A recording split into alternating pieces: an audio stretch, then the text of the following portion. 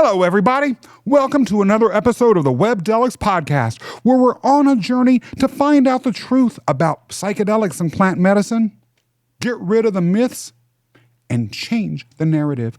I'm your host, Scott Mason, and with us today is our very special guest, Katie Walker, who's going to talk to us about a topic that might seem like it's a little bit controversial, but this is a conversation that is well worth having. Katie, welcome to the show and tell us a little bit about yourself. Hi, Scott. Thanks for having me here on Webdelics. I'm very excited to be here, and I'm very excited about what we're talking about today because I love speaking about real issues. And I'm learning that, in society, we deviate from those real issues sometimes. And unfortunately, the issue we're talking about today, if we don't talk about these issues in real time, we can't support each other the way that we need to be supported, and we're losing, our children, our friends, our adolescents, our community members, because we're still working on how do we effectively speak about these, really big issues. So a little bit about me. I've been a nurse for about 20 years. I created a company called Revitalist. We do ketamine infusions and such. I have 2 advanced degrees, one in anesthesia, one in psychiatry. Kids that we treat at the clinic have been as young as 12 years of age with ketamine infusions. They do amazing. And, I've really been able to see not only the mental health changes with these children, but then also myself, I lost my brother when I was 14. He was 17. He died from a traumatic motocross accident. So I got to kind of live that as a freshman in high school. And seeing kind of the evolution, what was supported, what wasn't supported, what was said, what was not said. So it really gave me a lot of insight to not only the adolescent population, but the adult population on how they handle adolescence. So I think that's, a very unfortunate situation that happened to me, but it helped me to evolve into a manner to where I like to sit with children. I like to sit with adolescents and to hear them out. Right? Because a lot of times they're seeking guidance and advice from us. And we're not always the best at giving that. So that's something that, I think this conversation we're having today is necessary because we need to see that we're not leading our children the way that they need to be led right now.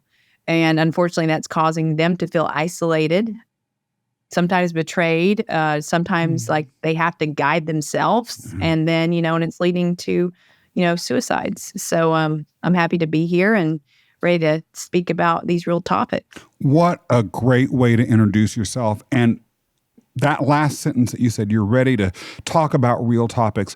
I'm a firm believer in keeping it real here on Webdelics, because otherwise there's no reason that people would have to trust us. And we believe in being trustworthy. So your introduction set up the theme for what we're talking about today, which is psychedelics and the pain of adolescence. And on the theme generally of keeping it real, hey, I've always been honest on this show about my own life, and I think it's important to share this sort of stuff because otherwise people might think that we're just talking abstractly or from a mountaintop about problems that folks are facing. And these issues, especially the ones that we're talking about today, are relatable to everyone. People don't talk about them enough, and they're things I feel personally very strongly about.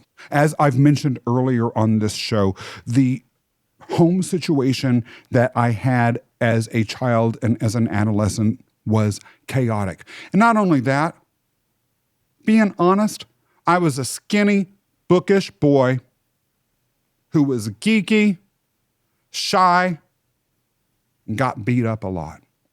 And not only that, I was generally kind of weird. The things that I liked were things that most people didn't like. And the things that all the other boys loved, I wasn't that into. And so the combination of all of those things had me very, very depressed. It really started to hit when I was in junior high, and it pretty much went through all of high school. I went to a therapist, and what was his solution? Here, take a pill. And I took pills through most of my adolescence, allegedly to alleviate the depression. Katie, I don't know whether they even helped that much. I do know what did help. What helped was when I moved out of my house and when I got out of my hometown and went to college and was suddenly around people that could see and accept me for who and what I was. So that says to me the problem really wasn't medical, but it was treated like it was a medical issue and with just this solution of giving me a pill. Is that the way things still are? Because if that's the case, Katie, I've got a problem with that. What is the landscape for treating adolescent mental health issues today like? It is, unfortunately, Scott. That's very common that people start them on medications, right? Sometimes we don't have the time, I guess, as providers to really sit down and hear, or maybe we don't have the assessment skills. I'm not sure. I just know that there's a huge deficit in the mental health and the medical arena. And the easy fix for prescribers is to turn to a pill, right? And they can give you antidepressant. Unfortunately, we're giving these kids, benzodiazepines at little tiny ages of like 4 years old and 5 years old. So not only antidepressants, but we're giving them benzos, we're giving them stimulants like Ritalin. We're trying to manage these symptoms instead of actually looking at the root cause. And that's the beautiful thing with ketamine and psychedelics is it helps us to see the root cause. Because if we can see the root cause, we can actually solve the situation. It's kind of like your stove is on fire in the house. So therefore, we're just going to keep pouring water on the fire instead of just turn the stove off, right? So it's like just fix the root cause. So one thing that I've noticed, like the kids that we see a lot of times, they'll come in, they'll be 12, 14, 16 years old, and they've tried 18 different medications by that time. Wow. So I think that if we can step back, and I love what you said at the beginning of the show, you were talking about changing the narrative, right? So right now in society, we're telling people they're sick. We're telling them that they have a chemical imbalance. My personal opinion, I don't necessarily believe that chemical imbalances are the primary aspect as to why people feel different. A common example would be, hey, Scott wants to be an NFL player. He's never played football, but he's going to play in the NFL. He's 38 years old and he's going to play in the NFL. So what would we do in the mental health space right now? We'd be like, all right, Scott, you're going to be 38 years old. You can go play in the NFL. I'm going to put you on testosterone and then just go sign up, okay? I just need you to go sign up because we're going to fix your testosterone level to get you there. But we're not working on any skills. We're not working on any type of coping mechanisms. We're just expecting that people know how to live. The whole system, Scott, has not been developed at all. So unfortunately, when our kids are starting to hit, when you started hitting symptoms of depression when you were a teenager, instead of having someone sit there and try to hear the environment, maybe hear the positives, the negatives, like what conflict is there? How is it negatively interacting? And not looking at you as like, oh, it's not your environment, it's you, Scott. Here's a drug. Instead, if we could have sat there with you at that time of transition because something was wrong. That's why you started having symptoms of depression. You probably had coexisting symptoms of anxiety, especially when you're bullied and you feel isolated from the groups and such, right? So if we could have identified that at those times and taught you coping mechanisms to help you to effectively transition to the next level of as we evolve in life, then maybe you would have never needed any type of antidepressants. But we don't take the time to hear that person. We take the time to figure out what we want to diagnose you with. So the whole system's broken, and it's like I found a statistic the other day that 78% of people in the mental health space are misdiagnosed. Do you know what that means, Scott? That means we need to stop diagnosing people because we're worse than placebo. Whoa. That's what that means. That means it's terrible. 78% that is stunning. It really makes me wonder whether we should be diagnosing anyone at all. With that sort of failure rate, you might as well just be just pulling diagnoses from a hat. I probably would do better that way. People are like, well, they cross over. The symptoms cross over. And I'm like, guys, this is embarrassing, right? So one of my degrees is in anesthesia. So it's like 99.9% that we're affected. Yeah. Okay, well, then if we're 78% wrong in psychiatry, like we just need to close all the textbooks and we need to start over. And that's one thing I've noticed with the children, with adolescents.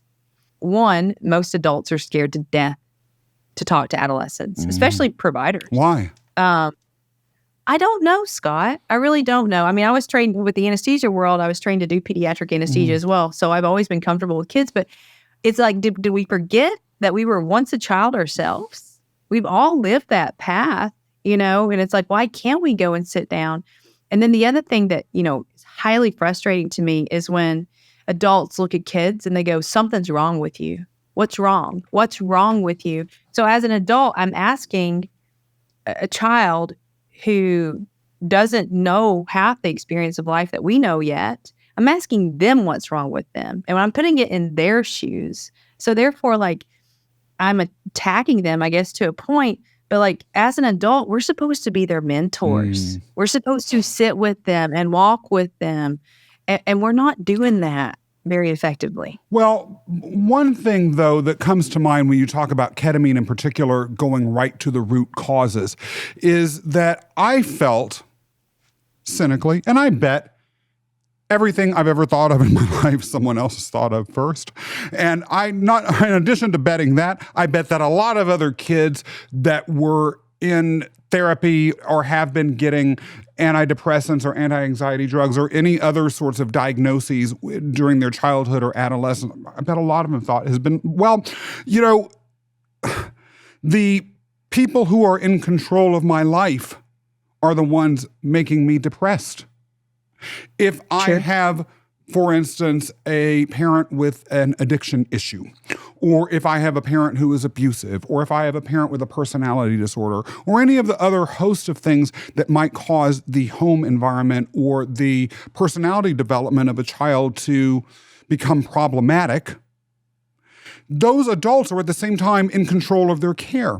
And so even if there was a larger systemic way of dealing with adolescent trauma that might involve more widespread use of something like ketamine, if ketamine were to actually enable a child to see the root of their problem and the provider, and that root were to point to the parent who is in one way or another paying for the care of that child, is it realistic to say that anything would change for that child? It might even get worse. No, I love it. No, that's a great view there. Yeah. So we have had parents bring their children in and say, something's wrong with my child. So, when we do consults with those kids, like, we're looking at the kid, right? Period. It's the kid. The kid is who I become the advocate for that child. So I'm sitting there, and it's happened before to where there's nothing wrong with the child. It's the parent bringing in the child and says something's wrong with them. And it's usually because there's such discourse between that relationship, right? So, so we've said, your kid is doing okay. And like, I'll take the kids to the side sometimes and I'll say, hey, can I talk to them kind of one-on-one? And I'll ask them, like, do you want to be here? And, and they're like, no, like, I find like some core issues. And sometimes it's that conflict, to child and parent relationship. Other times though, when parents bring in their kids, they can be extremely supportive of these kids. And I'll tell them, I'll say, with the kid, I'm like, I want you to lead this rodeo. I'm here to help you and to support you in any capacity. What you want me to tell your parent, I will. What you don't want me to tell your parent, I won't. Unless, it causes some type of threat, a definitive threat or injury to that child. But what I tell the parents a lot of times is like, let us utilize the ketamine so we can kind of see the communication aspects with the child.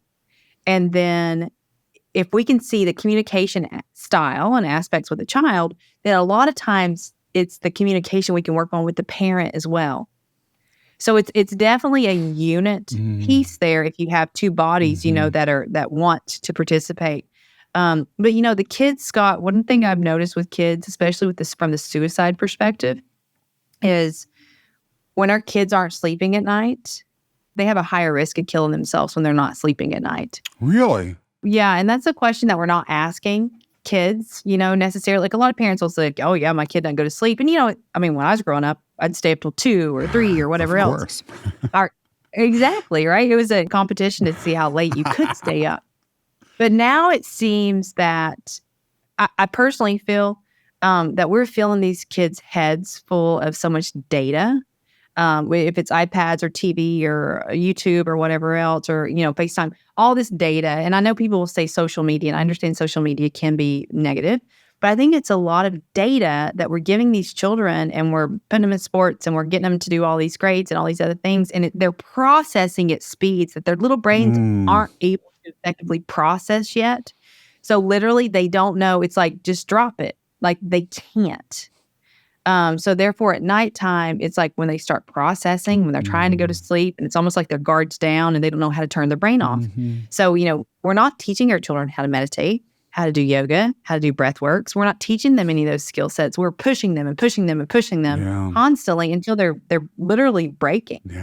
So with our kids, when I've told the parents, when they're struggling with anxiety and depression and your child comes to you and says, Mom or Dad, I can't sleep, I'm like, that's when you need to get them help, because that's when they start becoming reactive. And my personal opinion, suicidality with children, it's not related to depression.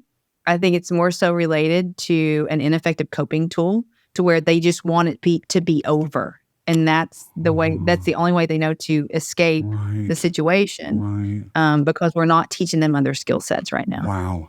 Wow. So after hearing all of this, and we're going to dive into some other questions that what you've just said raises in a minute. But imagine that I am a parent who has been told by their child that the child can't sleep and that they have been having fantasies about ending it all. And I am frightened. And I am considering, because I've listened to the Webdelics podcast and am hearing you, the possibility, at least, of ketamine as a treatment. Now, as such a parent, I might have real reservations about that, but perhaps I could make a more informed decision if I understood exactly what ketamine therapy looks like, what the process is, what the child experiences, so that I'm not behaving in a reactive way myself. Could you maybe go into a little bit more detail about that? Yeah, and I think the first thing, Scott, is accepting that being reactive in a parent in that situation is completely normal. Because it's a situation, it's scary, right? So we offer consultations, 60-minute consultations with the ketamine piece, and that gives the parent and the child, room to hear the way it works and different things like that. So my personal opinion with our brains is that when our brains hit conflict, they go to polarities. So if you think about like Newton's laws of physics, to every action, there's equal and opposite reaction. If you think about energy is never created nor destroyed, right? So if we hit conflict in our brain and we go to these polarities, everyone's excited about using the diagnosis lately of bipolar, right? So everybody believes in bipolar. What does bipolar mean, right? Two polar ends. But when they have that with the kids and then with the ketamine piece, it's almost like these children, they start living in a constant state of anxiety and depression. And to me, anxiety and depression are complete opposites to each other. I'll tell people it's like Mount Everest and Death Valley. So when they're living in these, conflicted polarities all the time, they forget how to find peace and actually how to integrate what's causing anxiety and depression symptoms.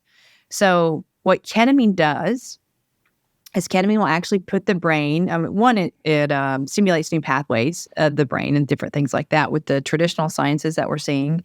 But what it does is it puts the brain into a neutral space, into a meditative space. So when it's in that meditative space, I picture it being the brain's completely neutral in the middle. So when it's completely neutral in the middle, it's able to see both sides, so both polarities. So a child and adults, when they receive ketamine, it's a third-party view. It's like they're sitting back and they can be like, we can ask them like, okay, let's talk about your anxiety. They don't feel anxious at that time, but when you say the term anxiety, a memory may come up that makes them anxious. And it's like, okay, well, let's talk about that memory. So the child doesn't feel attached to depression and anxiety at that time, even though they feel related to it, but they're viewing it from a third-party perspective. So it's almost like, Scott, like you tell me about your depression and then me sitting there with you and be like, okay, well, let's talk it through. But they're able to do this with ketamine with themselves. So you're not having this reactive child saying, I'm anxious or I'm depressed or I'm suicidal or I'm going to go cut myself. You're not having that reactivity there. There's a little bit of a distance from the person to the situations that may cause them to be reactive. And when you have that distance, you're able to have such a beautiful conversation with these children at that time because their barriers are down. And they're able to talk to you about it. So a lot of times with the kids, when they come in, first thing I'll say, are you sleeping? And usually it's no. Second thing I'll say is, okay, here's the deal. Your software is like grade 4.0. Your hardware is still at grade 1.0. So what ketamine does is every time we can disconnect you from those feelings with your software, it's allowing us to upgrade your hardware each time. So the goal is that we get your hardware and we get your software to be on the same level. They typically will hear me when I say that because it's almost like their brains are functioning at such high levels and they don't know what to do with themselves. And I think that's a lot of times, Scott, what causes drug use when we're teenagers. You know, when you start using drugs, your emotions, you cannot develop normal emotions at the same time that you're using drugs. So therefore, we're calming that overreactive system down. But as providers, if you go into someone, as a teenager, if you go in and you're overproducing, what are they going to say? They're going to say, well, you probably have ADD, ADHD, and the reason you can't control it is because, you know, all these different things, right? And there's something wrong with you. But the neat thing about ketamine is ketamine helps. It just helps the disconnect to realign. And these kids, I'm like, listen, as adults, we may try to give you good advice. A lot of times we're wrong. So what we want to do is we want to give you ketamine so we can see what your awesome brain's doing. And if we can see what your awesome brain's doing, then we can walk with you to help you to understand your brain, because your brain's amazing. There's nothing wrong with it. It's just producing at a higher rate of speed or emotions than what we want it to right now. And you just don't know what to do with it. So we're going to help you to develop those coping mechanisms. Really beautiful description. Now, before we get to some of the side issues that everything that you just shared raised with me, I want to make sure that for the curious parent who might still be grasping to get a sense as to what a ketamine experience might look like for their child, they have clarity. This sort of treatment, as I'm gathering, would not involve going into some Amazonian jungle and having a shaman and having this whole sort of experience that one might associate with substances like ayahuasca or other psychedelics. It happens in a clinical setting, at least as you're discussing it, correct? That's correct. Yes. So as I'm discussing it, you're right. There's a whole different view of different pieces. But yes, as we do this, right? So the ketamine infusion, so IV, we do an IV on kids. And then, and it sounds, every time there's an IV, it scares them. But the reason we do IVs is because it's so well controlled. So the neat thing with ketamine, it's a slow onset. And then if people start having positive, negative symptoms, whatever else, if we need to increase the dose, we can. If we need to decrease the dose, we can. If we need to stop it, we can. So it's not like you're consuming it orally and you're like, well, good luck. Yeah. We'll see you later on. It's very well controlled. So if we stop it, people are going to start feeling it come down in like 15, 20 seconds. So it's slow on, super quick off. And then the infusions are around 40 minutes. So what we typically do is we'll have the kids come in, do a 40-minute infusion. They actually sit with a therapist. They can do the therapist either virtually or in the room with them. And they have a session to where they're on ketamine with that therapist. And they're able to, the therapist will say it's like 6 months worth of effective therapy in one session. Oh my gosh. So we're able to move back quickly with these kids who, right now, put them on an antidepressant, let's see what happens in 30, 60, 90 days. And then you just see you're losing your kid. We're losing our children during these times because they've now been put into the illness category. And if anything, they're typically above average as to what I see. They just don't know what to do with themselves yet. So if there's a way that we can empower these children and say, your brain's amazing, then, I think that's the way that we can, really change all society. So with the IV piece, we do I do medication numbing medicine prior to putting the IV in. So kids who are scared to death meals, they don't feel that stuff, right? And then ketamine overall, we've been using ketamine for over 50 years on kids. We use it in the OR all the time. We use it to do lab draws. We use it in dentistry. A lot of different areas. Well, and that goes as to something that, again, as a naive parent, I might have been very concerned about. Am I subjecting my child to something that's new and untested and radical and out there? And some parents may be okay with that, but knowing that it's been around and used in a host of settings for that long may provide comfort to an additional set of parents. One other question I have to ask about the experience: is the child literally seeing visions or hearing things in the way that they might have in different types of psychedelic experiences that are not ketamine? Or is it more of, as I'm understanding it, them almost being in a meditative state?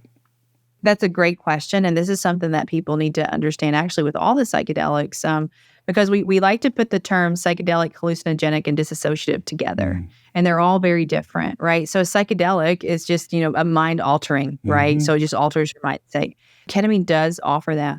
It's a dissociative anesthetic by trade. So dissociative, if you think about what does dissociative mean, the way that I group that terminology, especially in this, is with every situation that we go through in life, we have an emotion connected to it. So subjectively and objectively, we're intertwined. But what ketamine does is it takes that intertwinement and it disconnects it to where you have the emotion sitting next to the environment. So that's the dissociative aspect, which is what ketamine does. Ketamine can turn into an hallucinogenic if it's given at a dose that's like greater than 1 milligram per kilo. It can turn into an hallucinogenic, yes. So it can do all three depending on dose. So what we do, though, is we give the recommended dose, but then we also look at the child's disassociation. So when I was telling you earlier, put you in that meditative state, there's basically 3 questions I ask these children. Do you feel heavy? And they'll be like, oh gosh, my feet feel like rocks. And I'm like, okay. Do you feel light? And they'll be like, yep, my hands feel like marshmallows. So they can feel at the same time heavy and light. That's how you know they're neutral. And then the other 2 questions I ask them is, does time feel like it's slowed down? Yes. Does time feel like it's sped up? Yes. So they feel like they can see both ends of time at the same time. And then the other question I ask is, do you have a special sense of clarity? And then do you also feel foggy? So what happens, Scott, when these kids, if you look at teenagers, they're ball full of everything, right? I mean, life's changing. It's exciting. The hormones. Yes. There's girls, boys, they're maturing. So there's just a lot going on. So they can always identify these different things. But the neat thing with ketamine is when they're in the middle of this, if you say, okay, Scott, if you weren't on ketamine, I said, hey, Scott, why do you feel bad? You'd be like, I don't know. I mean, life feels heavy. Like when we're really struggling, we always can't identify it, but it feels heavy. It feels pressured. I don't even know where to start. I don't even want to get out of bed sometimes. But with ketamine specifically, if I said, hey, Scott, why do you feel bad? Like you could tell me 10 items at one time that were tangible. You'd be like, well, actually, I feel bad because when I wake up in the morning at 7:05, if I don't get my coffee, then I actually start feeling anxiety. So that's that special sense of clarity. And you can feel it, Scott. You can feel the negative to those things that are causing your weight. So if we're able to identify those, that's where the therapy and the coaching comes in alignment because we're able to start making those connections and work on real issues that are causing that heaviness to be felt. Well, and one final thing, since you mentioned coaching, am I correct in assuming that any process that would involve ketamine treatments for a child would involve some sort of integration or equivalent afterwards? Or it wouldn't just have the ketamine session, then hit the disco, I assume, right? Again, every provider is different. I'm sure there are people out there who do the ketamine infusions because it can induce that sense of peace and meditation for the kids. And sometimes that's all we're looking for is just a little breath of air. Well, I can relate to that. But yes, I'm all about longevity and expanding and growing and quality, right? So I always try to get them to either do therapy, process it, coaching, let's try to figure out the next steps, or the integration, which is, okay, what just happened, right? Yeah. So the more we can do that, the more that we can build their emotional intelligence from a young age. And if you look at the data on emotional intelligence, the higher our emotional intelligence, the lower our risks of suicide and homicide. Now, there are going to be some parents or other folks who listen to or watch this episode and say, okay, that Katie, she makes a great case for using ketamine to help with childhood trauma or some of these issues that young people are facing. But they started off the episode by griping about medicating kids, only to then discuss about how kids could be medicated to solve their problems. So how does that conundrum resolve itself, Katie? Seriously, I can't be the only person that thinks this. No, it's great. So yes, absolutely amazing point. So right now, Scott, with medications, so most people don't know that you're not supposed to be on antidepressants greater than 90 days. What? The studies don't support You're that. kidding. So that people have been on for 32 years. Yes. They should have been stopped a few years ago. So here's the beautiful thing about ketamine is ketamine, there's an induction series and then there's a maintenance series. So the induction series recommendation, typically right now, the most common one is 6 treatments over the course of 2 to 3 weeks. And then they're done. And then they come back as they need to. So to give you just kind of a simplistic breakdown of the way ketamine works is, unlike a lot of the antidepressants that are out there, ketamine actually has a direct effect on our receptors. So a lot of the antidepressants out there, they don't cross something called the blood-brain barrier. It's usually a secondary effect from the medication that's causing the effect that we want. Ketamine specifically crosses the blood-brain barrier, and what it does is it tricks the brain into fixing itself. So it crosses the blood-brain barrier, and ketamine will actually go block these receptors. They're called glutamate receptors, but they're NMDA receptors. So not to be confused with MDMA, but NMDA. So it blocks these little guys. When these guys are blocked for about 40 minutes, they think they have a shortage of glutamate. So the brain actually starts producing more glutamate, and it starts creating a chain reaction. So ketamine goes in, blocks, in about 40 minutes, it actually detaches from those receptors. So we've got our little glutamate, our old glutamate receptors there, but now we've got new glutamate that's actually in the mix. So glutamate, it's the mother communicator of all of our neurotransmitters that nobody talks about. They don't probably talk about it because if you take it orally, it doesn't cross the blood-brain barrier. So it doesn't create that effect. But ketamine, where it crosses, it turns on the glutamate inside the brain. So ketamine's out, right?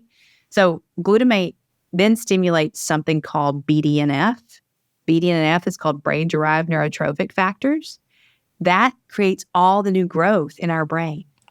So if you look at all your other antidepressants, your dopamine, your serotonins, your norepinephrine, all those guys together, they do not have the power that glutamate has.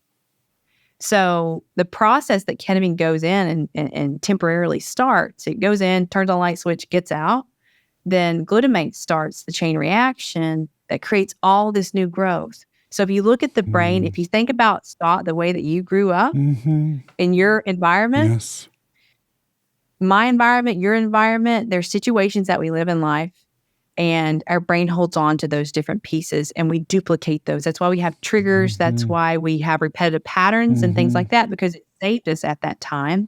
But we may not need that data anymore. Yeah. It may not be benefiting us anymore, but we're so connected to it, we don't know how to disconnect. Yeah. So when glutamate comes out and it's developing all these new pathways in our brain, those new pathways don't know your childhood. They know you today, right? So you've got adult pathways, you've got baby pathways, and they're all duplicating in the mix. But the way that it differs is because ketamine, even though it's an inorganic substance, it's actually causing almost an organic reaction in the brain for the brain to actually fix itself. So it's allowing the brain to regenerate on its own.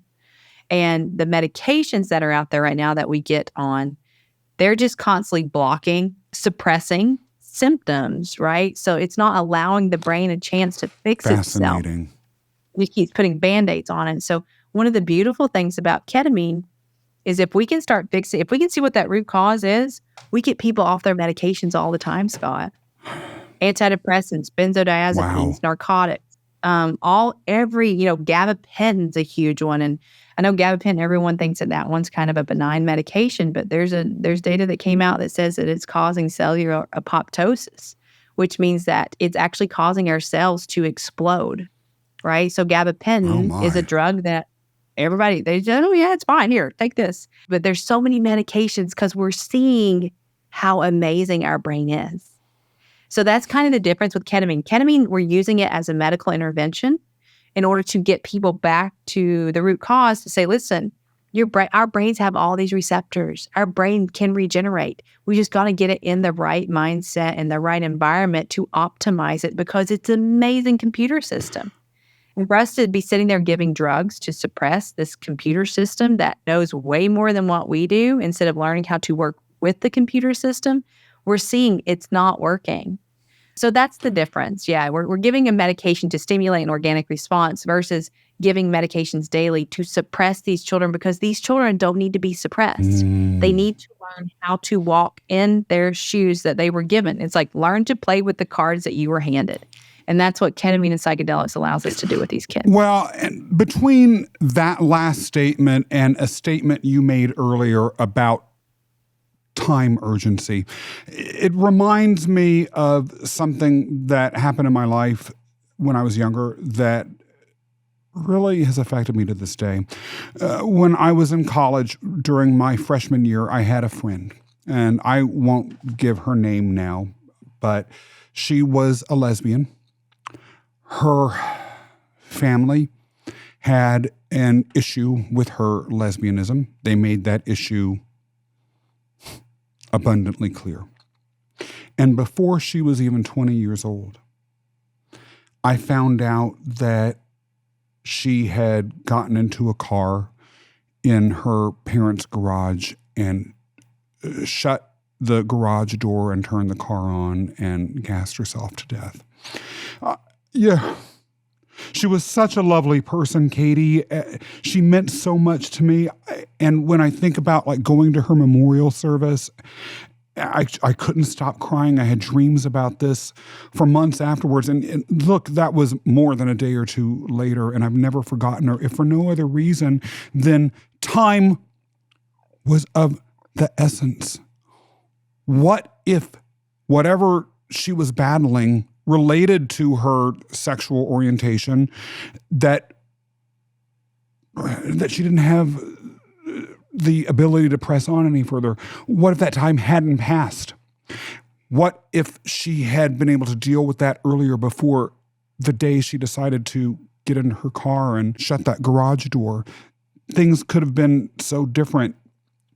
One group of people that I have read about over and over again, having had a particularly high suicide rate, are members of the LGBTQ community. And a lot of times those people don't have the supports of their families. They may not be able to really honestly talk to anyone about what they're going through. I can't help but think, when I'm hearing this, every day that an alternative isn't offered to someone is a day that someone like Judy might not be around. Yeah. No, and you know what? Unfortunately, her situation's so impactful to you. Yeah. I'm sure it's so much more common than what we know. Yeah. Because if you think about it, Scott, and I've not lived in these shoes, but if you think about it, right? Like, what education do we give our children to say, here's how you will be supported when you come out and you say that you're of the LGBTQ community? I don't know if we're giving them any information to do this. They're just having to bold up and do it on their own. And then, what I tell kids a lot, actually what I tell adults too, right? With suicidal thoughts, and you talk about changing the narrative with Webdelics, with suicidal thoughts happen to 70% of the population at one time during our lives. Really? Yeah. So if we want to change the narrative, we don't say, if you have suicidal thoughts, you should call 911 or go to your closest ER, and mandate it that I put it in my email, and mandate it that I put it on the phones, right? Instead, you say, when you have suicidal thoughts, here are some coping mechanisms. Here's a safety plan that you can do, because we're going to expect that at some time you may have one, and it's going to be okay. There's nothing wrong with you, right? So when I talk to some therapists about suicidality, and what I was talking about earlier, right? When our brain hits conflict, it goes to polarities that have equal and opposite reactions, like Newton's laws. So when people have suicidal thoughts, one, we make them feel horrible about it. We make them feel like they're sick and ill, all of that. So, but when I talk to people about when they have those suicidal thoughts, you think about the polarity actions, right? When people feel completely out of control of something, their brain may match that and say, I can help you control this. So if you think about people who kill themselves, if you've been around them, usually they're like, well, they didn't act depressed. They're usually not depressed, Scott. The suicidal piece is because there's no coping mechanisms and they just want it to stop. It's almost like they're in the middle of a storm that they want to stop and they don't know how to stop it. And the only way they can stop it is to kill themselves. But I'll tell people, I'm like, have you talked to anyone who's killed themselves? Because I'm pretty sure they didn't actually regain control. They lost all control, right? So when people have these suicidal thoughts, if they think, okay, wait a minute, I'm having suicidal thought. My brain's trying to over-control a situation. Why do I feel out of control right now? And if you think about Judy's situation, Scott, where if her family wasn't supportive and all this other stuff, she may have felt that she was in a situation that she had no control over. Because, I mean, I've talked to some people who have came out, to say that they're gay or whatever else. And they're like, you have to be ready to think that your family's not going to love you, that you're not going to have the support of your friends, that you are going to lose relationships. They're like, it's horrible, Katie. I mean, and that's out of your control. It's out of your control if people choose not to love you. You can't force that upon. So, so if Judy at that time was one, had a mentor who was like, everything's going to be okay. I'll walk with you. We'll help come up with a plan. And let's look at the pros and cons. And let's just look at the pros and cons of everything. Okay, and if this does happen, well, then we're still going to be here to support you, right? And that's what we're missing, Scott. We're missing in society right now. Everyone deserves to be loved and to be appreciated, right? And to be accepted. Love, acceptance, and appreciation. We don't do that in society right now. Instead, we hate this side or hate this side. Or why is this side saying that? Why is this side? And I said, you know what? I'm just here to love and accept people. That's all I'm here to do. Especially when you're just a kid. Oh my gosh. But we're judging our children. We're judging our generation, Scott. Our older generation is saying, well, this generation is not nearly as much as I did or whatever else. And then our younger generations are saying the older generations don't know anything. I'm like, guys, can we go off the wisdom of the older generations? Because they probably did make some mistakes we can learn from. And then, hey, older generation, can you please try to help mentor the little ones? There's a disconnect with that too right now, Scott. So it's like we're not looking at each other that life's hard. And we need to walk together. And it takes a village to help us all evolve as good humans. Instead, we're looking at each other. We're pointing our fingers at each other. We're blaming each other. We're holding the weaknesses and the faults against each other. We're hiding behind these screens on computers. We're forgetting that everyone around us as people have emotions and we're objectifying them. And when we do that, that's increasing the mental. It's like we're attacking each other. It's something that's, Scott, I don't even know if we've created what needs to be created yet. I think psychedelics are allowing us to see that a little bit, but I think we've got a far, far ways to go because, I think the second leading cause of suicide right now for kids between 10 to 14 second leading cause is suicide, right? We've got 7 and 8-year-olds that are hanging themselves. And then if you go and you look at kids, I think 18 to 24, their second leading cause of death is suicide right now. They're not mentally ill. We've got to get that in our head. They're not mentally ill when they kill themselves. They don't know what to do. It's almost like they've ran out of options in life, and we've got to help them evolve to the next stage of life and say, you know what? Life's hard right now. You're transitioning, and it's going to be okay. Katie, if ketamine can help folks out, though, who are in this situation, what are the risks? How can I, as a concerned parent who might be considering this, mitigate them? Sure. So the 3 common, right? That's the nice thing about ketamine. There's not too many side effects with ketamine.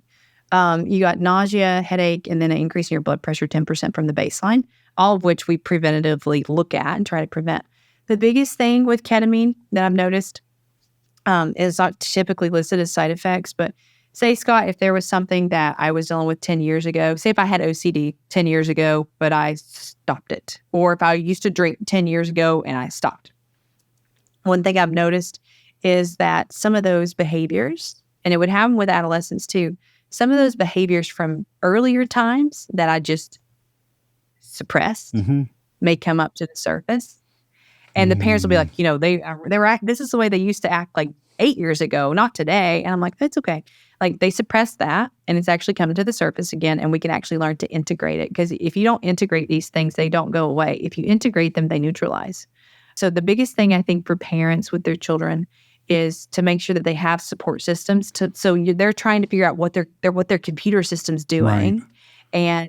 And the people who come in who just do ketamine infusions, who aren't working towards trying to look at the upgrades to their system, those are the ones that are going to fall into the traditional system of, hey, I just go in once a month. I get ketamine, it makes me feel better for a couple of days, and then I go in once a month, right? What are they doing? They're utilizing the system the same way as the medications right now. Take one pill a day, you'll feel better.